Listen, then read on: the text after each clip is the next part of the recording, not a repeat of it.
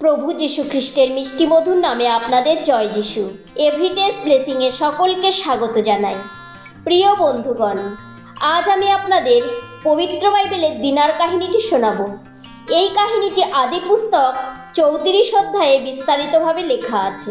দিনা ছিল যাকব এবং তার প্রথম স্ত্রী লেয়ার মেয়ে। এই দিনার কাহিনীটি খুবই বেদনাদায়ক সত্য কাহিনী, যা আমরা এই ভিডিওতে বর্ণনা করব। কিন্তু প্রিয় বন্ধুগণ, এই কাহিনীটি বলার আগে একটা কথা বলতে চাই যে এই ঘটনা থেকে কোনো ভুল অর্থ বের করবেন না। এই ধরনের ঘটনা বাইবেলে এই জন্য দেওয়া হয়েছে যেন আমরা এই ধরনের ভুল না করি এবং আমরা যেন এক আদর্শ খ্রিস্টীয় জীবন যাপন করতে পারি। আসুন ঘটনাটি শুনি। যাকব যখন পদ্দন অরাম থেকে এসে কনান দেশে বাস করছিলেন, তখন একদিন যাকবের মেয়ে দিনা কনান দেশের মেয়েদের সাথে দেখা করার জন্য বেরিয়েছিল। তখন হিব্বীয় জাতির সর্দার হমরের ছেলে শিখিম দিনাকে দেখল। তখন হমরের ছেলে শিখিম দিনাকে জোর করে ধরে নিয়ে গিয়ে তার সম্মানহানি করলো এবং দিনার সাথে সে ভালোবাসার কথা বলতে শুরু করলো এবং তাকে ভালোবাসতে শুরু করলো। তারপর শিখিম তার বাবা হমরকে বলল, এই মেয়েটিকে আমি বিয়ে করতে চাই, তুমি এর সাথে আমার বিয়ের বন্দোবস্ত করো। এবং তারপরে আমরা দেখতে পাই যে যাকব শুনতে পেয়েছিলেন যে শিখিম তার মেয়ে দিনাকে অসম্মান করেছে, কিন্তু যাকবের ছেলেরা তখন পশুপাল নিয়ে মাঠে ছিল। তাই যাকব তার ছেলেরা ফিরে না আসা পর্যন্ত চুপ করে রইলেন, কারণ যাকব হয়তো জানতেন তার ছেলেরা এই কথা শুনলে তারা তাদের মেরে ফেলবে। কারণ এটা স্বাভাবিক বিষয় যে কোনো ভাই তার বোনের অসম্মান হয়েছে শুনে সহ্য করতে পারে না।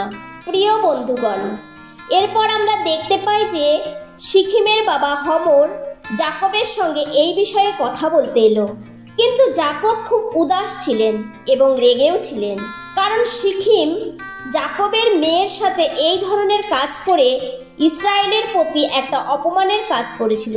কিন্তু হমর যাকব ও তার ছেলেদের কাছে গিয়ে বলল, আমার ছেলের সাথে আপনার মেয়ের বিয়ে দিন, আপনাদের মেয়েদের আমাদের দিন এবং আমাদের মেয়েদের আপনারা নিন। আর শিখিমও যাকব ও তার ছেলেদের বলল, আমি দিনাকে বিয়ে করতে চাই, আর তার জন্য আপনারা যা চাইবেন আমি তাই দেব।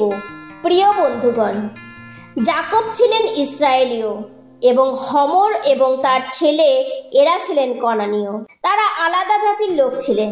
এই কারণে সেই সময়ে তারা অন্য জাতির সাথে বিবাহ দিতে রাজি হতো না, কারণ যাকব এবং তার পরিবার জীবন্ত ঈশ্বরকে জানতেন আর কনানীয়রা ঈশ্বরকে জানতেন না। এরপর আমরা দেখতে পাই যাকবের ছেলেরা তাদের বোনের অসম্মানের জন্য হমর ও শিখিমের সাথে ছলনা করলো এবং বলল যে অছিন্নতক এমন কারো সাথে আমাদের বোনের বিয়ে দেওয়া আমাদের পক্ষে খুবই অসম্মানের।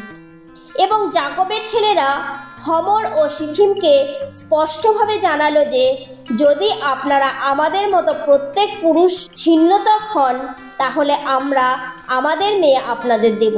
তখন তাদের কথা হমর ও তার ছেলে শিখিম মেনে নিল এবং তারা শহরের ফটকের কাছে গিয়ে লোকদের বোঝাতে লাগলো যে ইসরায়েলিরা আমাদের বন্ধু হতে চায়, এই জন্য চলুন আমরা তাদের মেয়ে নিই এবং আমাদের মেয়ে তাদেরকে দিই। শুধুমাত্র একটা কাজ করলে তারা আমাদের সাথে এক জাতি হতে রাজি আছে, সেটা হলো তাদের মতো যদি আমাদেরও প্রত্যেক পুরুষ ছিন্নতক হয়, তাদের গরু ভেড়া বিষয় সম্পত্তি এবং সমস্ত পশুপাল আমাদের মধ্যেই থাকবে। তাই আসুন আমরা তাদের কথায় রাজি হই। এরপর আমরা দেখতে পাই যে শহরের পুরুষ লোকেরা সবাই হমর ও তার ছেলে শিখিমের কথায় রাজি হলো আর তাদের তকছেদ করানো হলো। এরপর আমরা দেখতে পাই যে তকছেদের পর 3 দিনের দিন যখন পুরুষেরা ব্যথায় কষ্ট পাচ্ছিল, তখন দিনার ভাইয়েরা অর্থাৎ যাকবের 2 ছেলে শিমিয়ন ও লেবি তলোয়ার নিয়ে শহরে ঢুকে সকল পুরুষকে মেরে ফেলল এবং হমর ও তার পুত্র শিখিমকেও মেরে ফেলল এবং শিখিমের ঘর থেকে দিনাকে নিয়ে চলে এলো। এবং জাকবের ছেলেরা সেখানে ঢুকে শহরটা লুট করলো। শহরের ভিতরে ও বাইরে তাদের যত গরু, ভেড়া এবং গাধা ছিল তারা সেগুলোও নিয়ে নিল এবং তাদের স্ত্রী ও ছেলে মেয়েদের বন্দি করে তাদের সমস্ত ধন সম্পত্তি লুট করলো। এই কারণে জাকব তার ছেলেদের বললেন, তোমরা এই দেশের লোকদের কাছে, বিশেষ করে কনানীয় ও পরিসীয়দের কাছে আমাকে ঘৃণার পাত্র করে তুলে বিপদে ফেলেছ, কারণ আমরা লোকেরা সংখ্যায় কম। তারা একত্র হয়ে আমাকে আক্রমণ করবে আর তাতে পরিবার শুদ্ধ আমরা মারা পড়ব। প্রিয় বন্ধুগণ, এই হলো দিনার কাহিনী। এই কাহিনী থেকে আমরা কিছু বিষয়ের দিকে মনোযোগ দেব। প্রথমত, আমরা সিকিমের বিষয়ে দেখি যে তার পরিবারের শিক্ষার অভাব ছিল। তারা মেয়েদের সম্মান করতে শেখেনি, যার জন্য সে একটি মেয়েকে অসম্মান করতে পেরেছিল। তার পরিবারে হয়তো শাসন ছিল না। যখন সিকিম তার বাবাকে বলল দিনার সাথে বিয়ের বন্দোবস্ত করতে, তার কথা শুনেই তার বাবা বিয়ের কথা বলতে চলে গেল। তাকে শাসন করেনি, তাকে বলেনি যে তুমি একটা মেয়ের সাথে অন্যায় করেছো। এর থেকেই বোঝা যায় তাদের পরিবারে শাসন ছিল না, তাদের সঠিক শিক্ষার অভাব ছিল। প্রিয় বন্ধুগণ, হয়তো আমরা অনেকেই সন্তানের মা বাবা, তাই আমাদের সন্তানদের ঠিক ভুল বোঝানো দরকার, তাদের সঠিক শিক্ষা দেওয়া দরকার, যেন তারা অন্যায় থেকে দূরে থাকে। ছোটবেলা থেকে তাদের ভুল দেখলে শাসন করা দরকার।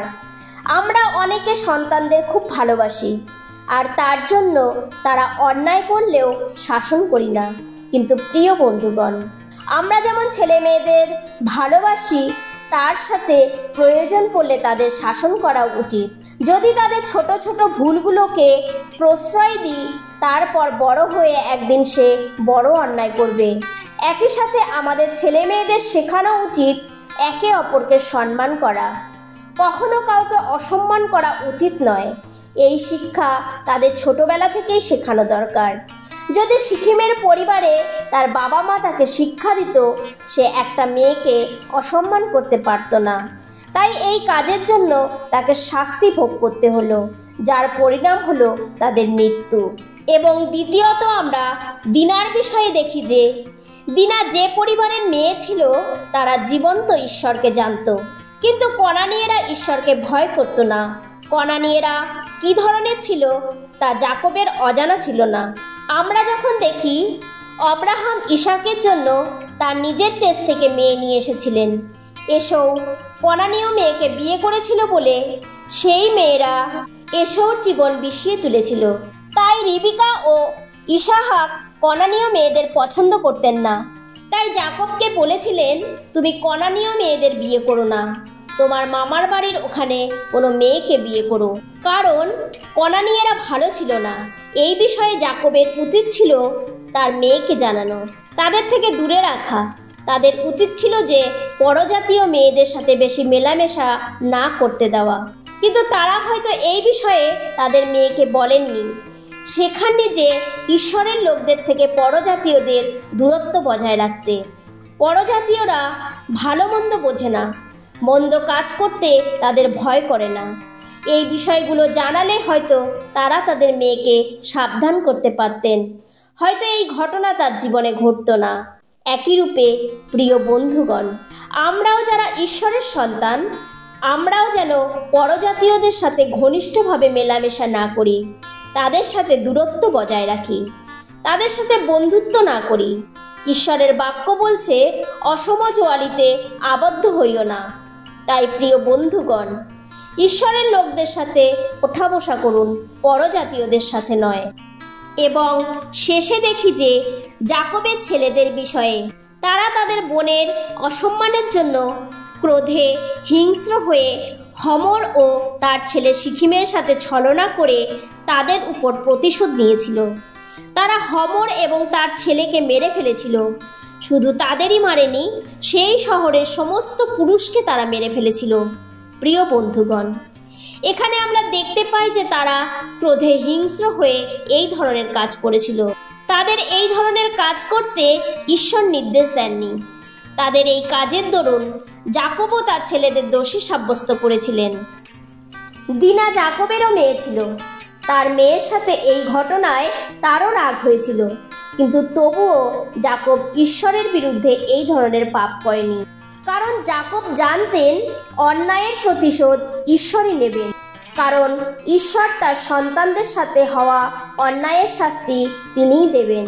প্রিয় বন্ধুগণ, আমরা যেন কখনো ক্রোধের বশে কোনো কিছু না করি, আমরা যেন প্রতিশোধ না নিই। রোমীয় 12:17-19 পদে লেখা আছে, আমরা যেন মন্দের পরিশোধে মন্দ না করি, আমরা যেন প্রতিশোধ না নিই। প্রতিশোধ নেওয়া ঈশ্বরের কাজ, আমাদের নয়।